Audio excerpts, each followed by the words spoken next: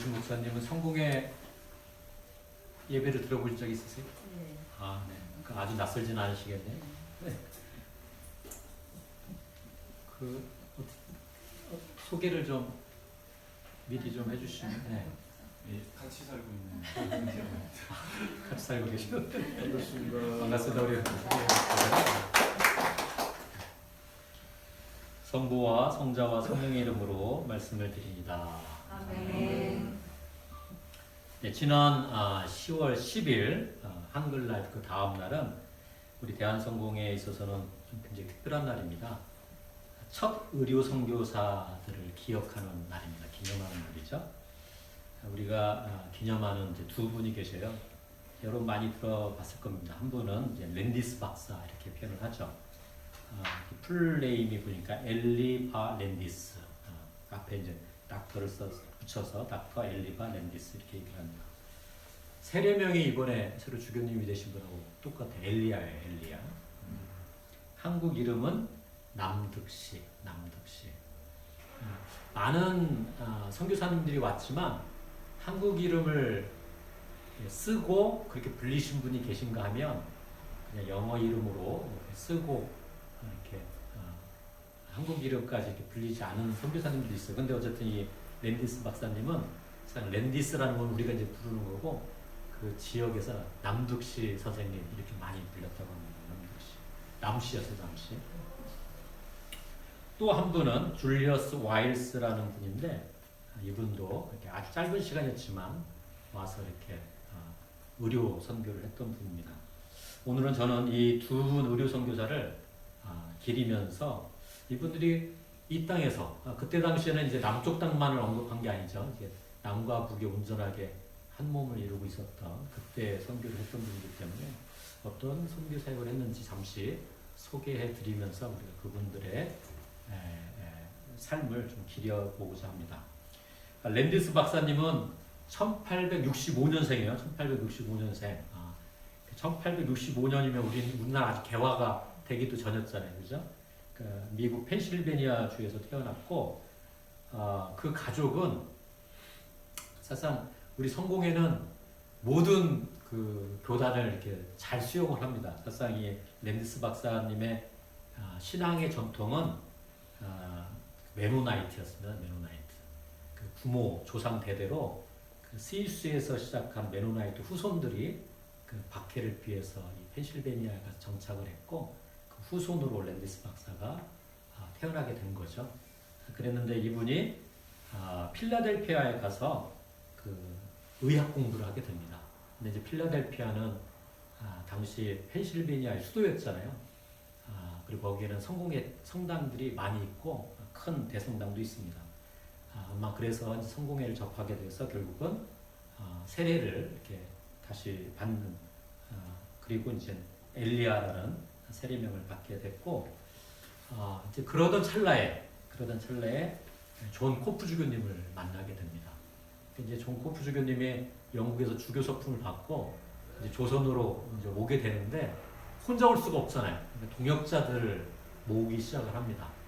그때 당시에는 사실상 이 아시아에는 질병들이 굉장히 많았기 때문에 의사들을 동료로 선교 동역자로 삼으면 굉장히 좋았거든요. 그래서 영국, 미국을 돌면서 또 캐나다를 돌면서 나랑 같이 조선에 가서 선교할 사람이 없느냐 그러면 이제 홍보도 하고 사람을 찾게 되는데 이 필라델피아에 갔을 때 그 신앙 집회에서 랜디스를 딱 만나게 되는 거죠. 그때 20대 초반입니다. 20대 초반, 중반쯤 됐죠. 그래서 막 이제 대학 졸업하고 이제 의료 면허증을 갖고 있는 딱 만났는데 너 와라 같이 하자 조선에서. 근데 정말 온 거예요. 그래서 그 1890년 9월 29일 날 제물포에 함께 이렇게 존코프 주교님하고 도착을 하게 됩니다. 도착하자마자 이제 9월 29일이에요. 도착하자마자 이 랜디스 박사님은 굉장히 열정적이었던 분이에요. 도착해서 조금 조선 사회가 어떤 사회인지 공부도 좀 하고 돌아다니면 좋은데 20대 중반이니까 얼마나 열정이 강해요. 그럴 시간 없다. 10월 달에 그 이제 그때 조그마한 교회인데 교회 근처에다가 임시 진료소를 만들어 놓고 진료 활동을 시작을 합니다.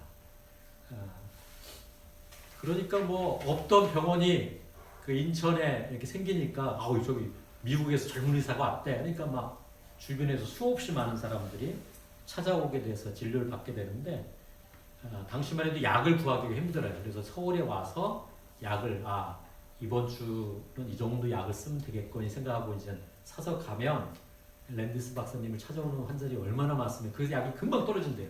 그러면 근처에 시장에 가가지고 대체할 수 있는 약은 없을까? 그걸 연구하면서 환자들을 치료했다라는 이야기가 있습니다. 그리고 그 다 보면 그 당시에 뭐 서양 사람들을 주로 치료했겠어요. 다 이렇게 그때 살고 있던 조선인들을 치료를 했는데 다 가난한 사람들이 오기 때문에 또 돈을 못 받잖아요. 그래서 돈 대신에 쌀을 받기도 하고 과일을 받기도 하고 채소를 받기도 했다라고 합니다.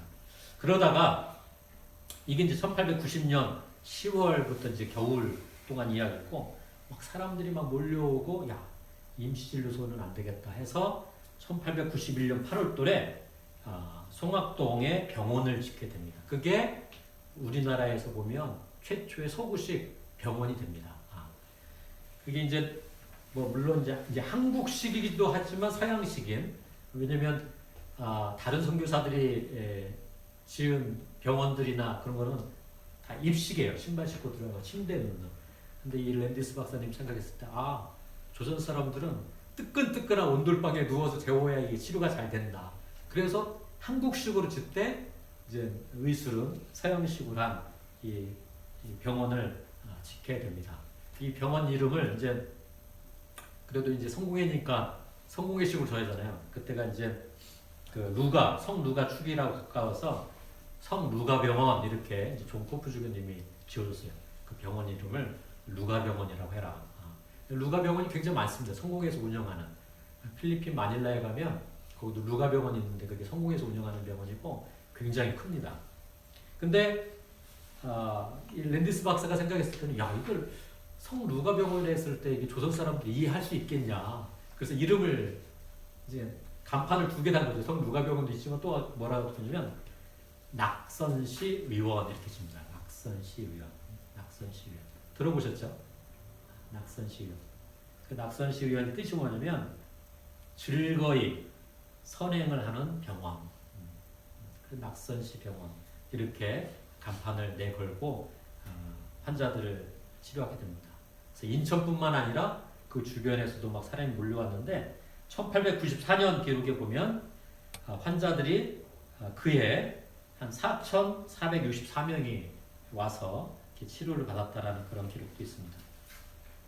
근데 랜디스 박사님이 이렇게 의료 선교를 하다 보니까 그 치료차 왔다가 죽는 사람들이 많은 거예요. 죽는 사람들이. 그러면 어떻게 돼요? 자녀들이 있잖아요. 자녀들이. 그래서 이 랜디스 박사님은 그 모습을 보고 그냥 있을 수 없어서 고아원을 이 고아원이라는 게 지금처럼 번듯한 고아원이 아니라 자기가 살고 있는 곳에 그 아이들을 데려다가 같이 생활을 하는 겁니다. 그리고 랜디스 박사님 생활할 때 이분은 굉장히 수도자는 아니었지만 그런 부분을 굉장히 좋아했던 것 같아요. 그래서 아침에 일어나서 아이들과 같이 예배도 드리고 기도도 하고 같이 식사도 하고. 근데 이제 그게 이제 당시에는 이제 외국인들이 사는 이제 지역이 따로 있었어요. 근데 거기에는 이제 접근성이 어려울 거 아니에요. 그래서 이분이 1897년입니다. 1897년에는 그러지 말고 우리 아이들이 마음 편하게 지낼 수 있는 그런 마을로 가자 해서 조선인들이 제일 많이 살고 있는 그 마을로 이사를 갑니다. 그게 송림동이에요. 송림동. 지금 송림동 나눔의 집 있는데 그 자리인지 어떤지 잘 모르겠습니다만 그 송림동. 지금도 송림동이 인천에서는 굉장히 조금 어려운 사람들이 모여 사는 동네인데 그때도 그래도 송림동에 가서 이사를 했는데 그렇게 해서 생활을 하죠. 조선 사람들과 똑같이. 어떻게 되겠습니까? 물. 그래도 외국인들이 머무는 그 특별 지역에서는 물도 정화시켜서 먹고 하는데 조선인들이 모여 사는 곳은 그런 게 없죠. 그래서 결국은 장티푸스에 걸려서 돌아가시게 됩니다. 그게 1898년 4월 16일 20대 중반에 와서 8년이 지난 33세 죽게 됩니다. 근데 그분의 영향력은 굉장히 큽니다. 연대 세브란스 병원에 가면 사실상 세브란스의 의료의 모든 의학 정보를 책을 통해서 전달을 받았을 거 아니에요. 이 랜디스 박사님이 막 등에 짊어지고 갔던 그 책들을 다 죽었을 때 세브란스 병원에 기증을 합니다. 랜디스 문구도 있고 저도 한때 그곳을 가서 확인했던 기억이 납니다. 이분 이런 랜디스 박사님이 계셨고 또 한 분은 이제 와일스라는 분입니다. 이제 랜디스 박사는 미국 사람이었고 와일스는 영국 사람이에요. 영국 사람. 이분은 이제 1851년에 의사면허증을 취득을 했는데 의사면허증을 취득한 다음에 이 사람 누구였냐면 군의관이었습니다. 군의관. 한평생 군의관으로 살았어요. 그래서 이 군의관이 있으니까 영국과 관련된 전쟁에는 다 참여를 한 거예요. 크림 전쟁. 여러분 크림 전쟁이 무슨 전쟁인지 아세요? 러시아하고 이쪽 프랑스를 비롯해서 이쪽에 있는 사람들하고 싸웠던 종교 전쟁도 그렇죠. 정교회와 아마 정교회가 아닌 서방 교회가 이렇게 서로 싸웠던 또 교회의 역사를 가지고 있는데 크림 전쟁에도 참여를 했고 그다음 1860년에 이제 영국하고 중국하고 전쟁이 일어나잖아요. 그때도 또 참여를 합니다. 그리고 또 인도에서도 근무하고 캐나다에서 근무하다가 1883년에는 굉장히 높은 지위까지 올라가요. 육군, 영국 육군 군의부감, 그러니까 거의 감자가 들어가니까 거의 굉장히 높은 자리까지 갔다가 이제 전역을 합니다. 그 전역한 나이가 몇 살이었냐면 63세였어요. 63세. 그때 누굴 만나냐면 존 코프주교를 만나는 거예요. 63세에. 뭐 은퇴했는데 은퇴하면 나 이제 좀 쉬어야겠다 이런 생각을 하잖아요. 근데 존 코프주교를 만나서 조선에 간다고 하면 나도 가겠다. 나도 가겠다. 그래서 이분이 존 코프주교하고 같이 옵니다. 같이 왔는데 이분 이제 아까 랜디스 박사님은 인천에서 주로 활동했다면 이 와일스 의사 선생님은 지금으로 말하면 시청 근처에서 활동합니다. 옛날에 낙동이라고 그랬는데 거기가 명동, 을지로 이 일대를 낙동이라고 그랬거든요. 거기서 의료 선교를 하기 시작을 합니다. 처음에는 다른 외국인 선교사가 하고 있던 병원을 인수를 받아서 이렇게 선교 활동을 해요. 근데 이분이 보니까 본인은 남자고 또 이렇게 서양에서 온 선교사들, 의료 선교들 대부분 남자들이 많았던 거예요. 근데 우리나라에 여성과 관련된 질병이 너무 많았던 거예요. 그래서 이분은 계속 그래서 제가 이제 주변에 뺐구나. 그래서 이분이 계속 영국이나 이제 자기가 관련돼 있는 곳에 편지를 보낸 거예요. 야, 내가 조선에 와 보니까 여성 치료를 할 수 있는 여성 간호사나 여성 의사들이 필요하다. 그래서 계속 그걸 요청을 해서 결국은 여성 의사도 오게 되고 또 우리 이제 성가 수녀의 출발이 다른 게 아닙니다. 그 이제 의사가 온다는 건 쉽지 않죠. 그 당시에 여사 의사가 이렇게 여성들이 면허증을 받는다는 건 쉽지 않게. 근데 수녀들은 간호사가 될 수 있었거든요. 그래서 사실상 그 성당 옆에 대성당 옆에 성가 수녀원이 출발이 그겁니다. 이 와일스 박사가 요청한 거에 의거해서 그럼 우리 수녀들이 간호사 훈련을 받아서 오겠다. 그래서 이제 뭐 베드로 병원으로 시작했다가 그걸 이제 잠시 빌려서 썼던 거잖아요. 그래서 이제 그 이후에는 자기가 은퇴했으니까 그 이후에 받았던 월급을 다 모아서 성공의 성당 옆에다가 성 마태병원을 세우고 이렇게 의료 선교를 지속합니다. 그런데 이분이 뭐 오랫동안 하지 못했고 나이도 있고 했기 때문에 한 2년, 한 3년 정도 이렇게 선교 활동하다가 영국으로 이제 귀국을 하게 됩니다. 사실 우리 성공에는 병원이 없잖아요. 다른 교단들은 병원들을 다 갖고 있는데 아쉬움이 남습니다만 우리가 의료 선교가 없었던 게 아니죠. 대신에 그 자원들을 성공에는 그런 것 같아요. 공적으로 함께 할 수 있는 곳이면 함께 하겠다. 이게 좀 컸던 이 정신적인 어떤 철학이 그런 부분이 있지 않을까. 그래서 세브란스 병원을 세우는데 야, 우리가 따로 병원을 할 필요가 뭐 있겠느냐. 학교를 또 따로 뭐 할 필요가 있겠느냐. 연세대학교를 세우는데 굉장히 기여를 하죠. 물론 지금은 그런 흔적을 찾아보기가 쉽지 않고 조금 부족한 후손들을 만나가지고 뭐 우리가 이렇게 우리도 했다라는 걸 잘 강조하지 못하지만 그런 흔적들을 우리가 결코 잊어서는 안 될 것입니다. 오늘 의료 선교사 랜디스 박사 그 와일스를 잠시 제가 소개함으로 이분들의 삶을 잠시 기리고자 했습니다. 오늘 우리가 들은 복음 말씀으로 돌아가 보겠습니다. 오늘의 말씀은 부자 청년의 비유죠. 여러분 다 잘 알 겁니다. 예수님께서 이제 길을 떠나시려고 막 하는데 뭐 성경에는 어떤 사람이 이렇게 됐는데 청년이죠. 어떤 청년이 막 달려와서 예수님 앞에 딱 무릎을 꿇고 질문을 하죠. 그 질문이 뭡니까? 이렇습니다. 선하신 선생님, 제가 무엇을 해야 영원한 생명을 얻을 수 있겠습니까? 영원한 생명. 그러니까 예수님께서 이렇게 말씀하시죠. 살인하지 말라, 간음하지 말라, 도둑질하지 말라, 거짓 증언하지 말라, 남을 속이지 말라, 부모를 공경하라. 이런 계명들을 너는 알고 있니? 이렇게 얘기를 합니다. 근데 이제 예수님 앞에 찾아와서 영원한 생명 물을 정도면 뭐 그 정도 율법을 뭐 지키지도 않으면서 그런 걸 이렇게 질문을 하고자 예수님 앞에 왔겠어요. 그러니까 당연히 그런 건 어렸을 때부터 전 잘 지켜왔습니다. 이렇게 대답을 하는 것이죠. 근데 이제 예수님께서 그를 유심히 바라보시고 대견해 하시며 사실 이런 율법을 잘 지킨다는 건 대견한 일이죠. 대견해 하시며 이렇게 말씀을 하시죠. 너에게 한 가지 부족한 것이 있다. 가서 가진 것을 다 팔아 가난한 사람들에게 나누어 주어라. 그러면 하늘에서 보화를 얻게 될 것이다.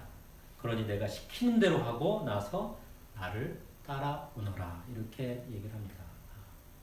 내가 시키는 대로 하고 나서 나를 따라오너라. 이게 이제 예수님의 주문이었던 거죠. 어떻게 해야 영원한 생명을 얻습니까? 라는 답을 직접적으로 주신 건 아닌데 어쨌든 뭘 하라고는 얘기를 하신 거죠. 길을 가르쳐 주신 거죠. 근데 이제 그 청년은 어떻게 합니까? 22절의 성경 말씀은 이렇게 기록을 하고 있습니다. 그러나 그 사람은 재산이 많았기 때문에 이 말씀을 듣고 울상이 되어 근심하며 떠나갔다. 이렇게 기록을 하고 있습니다. 그리고 예수님은 이어서 제자들에게 이렇게 말씀을 하시죠. 하느님 나라에 들어가기는 참으로 어렵다. 부자가 하느님 나라에 들어가는 것보다 낙타가 바늘귀로 빠져나가는 것이 더 쉬울 것이다. 여기서 이제 부자 청년 했지만 그 부자라는 게 꼭 물질적인 부만을 얘기하는 것 같지는 않아요. 한번 생각해 보십시오. 나는 어떤 부를 나는 추구하고 있는지. 부자 청년이 예수께 찾아온 이유는 분명했죠. 영원한 생명, 영생의 길을 얻고자 찾아온 것입니다. 영원한 생명에 관한 소망을 품고 있었기 때문에 예수를 찾아왔던 것이죠. 영원한 생명, 영생. 근데 여기서 인생을 좀 이렇게 오래 사신 분들 중에 한 분이 영생이 뭔가 나는 이렇게 이해한다. 혹시 말씀해 주실 분 계세요? 우리 저기 시를 쓰시는 시월님이 또 영원한 생명, 영생은 이런 것 같다. 혹시 얘기해 주실 수 있으시겠어요? 그래서 제가 이걸 누구한테 물어볼까? 예전 네이버에 주로 물어봤는데 요즘에 챗 GPT에다가 물어봅니다. 제가 챗 GPT에다 딱 들어가서 영원한 생명이란 무엇입니까? 이렇게 딱 쳤어요. 그랬더니 답이 쭉 나오는 거예요. 제가 그걸 다 읽어드릴 수는 없고 좀 몇 부분만 읽어드리겠습니다. 내가 딱 쳤더니 이렇게 딱 막 금방 나와요. 영원한 생명은 주로 철학적, 종교적 맥락에서 사용되는 개념으로 죽음 이후에도 계속해서 존재하는 삶을 의미합니다. 다양한 종교와 철학에서 영원한 생명에 대한 해석이 다르지만 공통적으로 시간의 제약을 받지 않고 끝없이 지속되는 존재나 상태를 가리킵니다. 이렇게 하면서 기독교에서는 이렇게 하고 불교에서는 이렇게 하고 철학적 관점에서는 이렇게 말을 합니다. 딱 이렇게 아주 일목요연하게 딱 정리를 해줘요. 그리고 끝에 이렇게 합니다.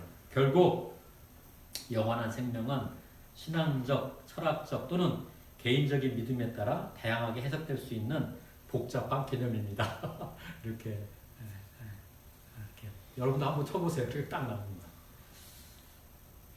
영원한 생명이 무엇인지에 관한 정의는 어렵게 이해될 수도 있지만 오늘 복음 말씀을 근거로 말씀을 드리면 다른 게 아니라고 봅니다. 하느님 나라에서 살아가는 생명, 이게 영원한 생명이 아니겠느냐. 하느님 나라에서 살아가는 생명. 그리고 이러한 영원한 생명을 살아가기 위해 예수님의 길을 따라야 한다고 우리에게 안내하는 것이 성경의 기록이고 그동안 쭉 살아왔던 우리보다 앞서 살아왔던 신앙인들의 고백이었던 것 같습니다.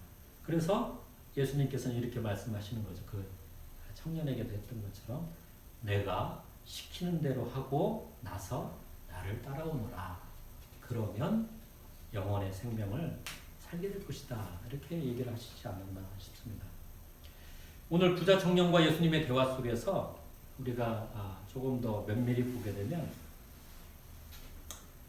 예수님이 이제 계명들 앞에 얘기했잖아요. 계명들 얘기했는데 이게 이제 십계명과 관련된 계명들이에요. 근데 이 십계명 가운데 앞부분에 대한 언급은 안 하시고 이 세상 속에서 우리가 이웃과 어떻게 살아가야 하느냐라는 부분만을 이제 언급을 했던 거죠. 근데 십계명의 첫째 계명이 뭡니까? 우리 예식서에 보면 사실상 신자들의 기도나 뭐 신앙 고백할 때 경우에 따라서는 십계명을 해도 된다 뭐 이런 게 있습니다. 우리 이제 성공의 전례에서는 여러분 한번 표시를 42쪽, 42쪽 예식서 40쪽에 보면 십계명이 있습니다. 십계명을 이렇게 그래서 늘 십계명과 가까이 살라는 그런 의미겠죠. 이 십계명의 첫째 계명이 뭡니까? 누가 한번 찾으셨으면 읽어주시겠어요? 42쪽에 있습니다.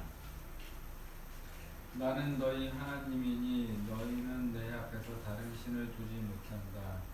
너희는 마음을 다하고 목숨을 다하고 뜻을 다하여 주님이신 너희 하나님을 사랑하라.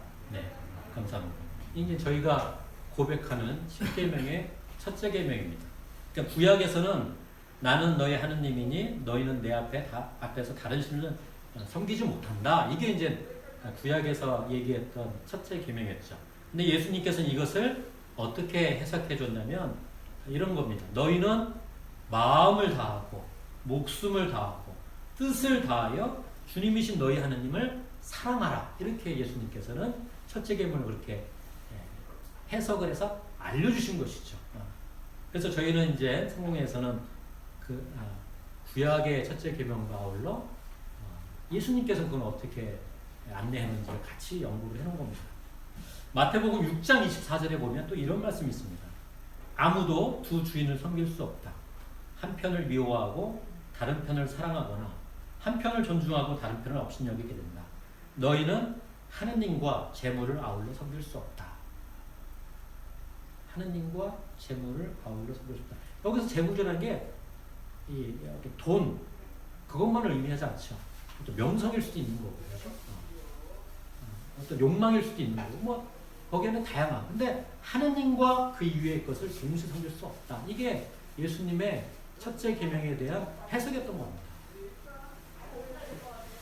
이 십계명의 첫째 계명을 저는 이 시간 달리 표현하면 저는 이렇게 고백하고 싶습니다. 그 무엇보다도 우리의 주님이 되시는 하느님을 사랑하십시오. 다른 무엇보다 하느님을 나의 주님, 전제 조건 있죠. 나의 주님으로 고백하는 하느님을 먼저 사랑하십시오. 이건 뭐죠?